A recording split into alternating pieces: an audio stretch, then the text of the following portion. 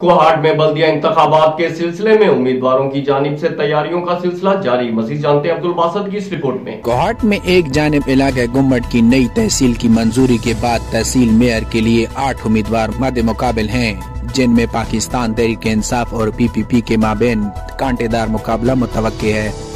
اب انشاءاللہ بلدیات الیکشن میں بھی PTI کو بھی اپنا حقیقی چہرہ نظر آ جائے گا۔ جو انہوں نے وعدے کیے تھے، نیا پاکستان بنا رہے تھے، وہ تو بنا لیے ان لوگوں نے۔ نہ بجلی ہے، نہ پانی ہے، نہ گیس۔ اپنے عوام کو ایک ہی میسج دینا چاہتا ہوں، برائے مہربانی اتفاق پہ ہو جائیں۔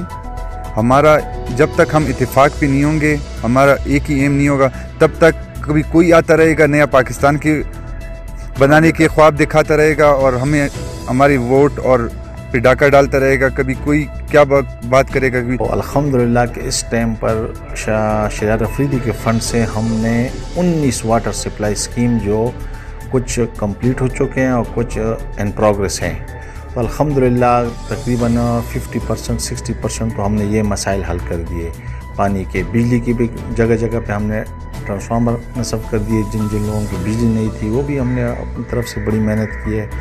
میں نے جتنی محنت کرنی تھی وہ میں نے کی ہے۔ ابھی لوگوں پہ ڈیپینڈ کرتا ہے کہ اگر انہوں نے مجھے ووٹ دیا اور مجھے اس کا تحصیل ناظم بنا دیا تو میں مزید بھی محنت کرتا رہوں گا۔ دوسری جانب اقلیتی برادری بھی انتخابات میں حصہ لینے کے بعد اور جوش انداز میں میدان میں اتر آئی۔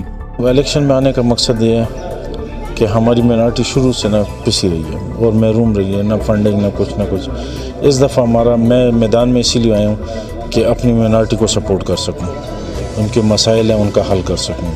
عوامی حلقوں کا کہنا ہے کہ بلدیاتی انتخابات کے بعد ہی معلوم ہوگا کہ آیا عوام کے مسائل حل ہو پاتے ہیں یا نہیں، کیونکہ ماضی میں عوام سے ووٹ لیتے وقت بہت سے وعدے کیے مگر افسوس وہ امر نہ ہو پائے۔ عبدالباسط، راز نیوز، کوہاٹ۔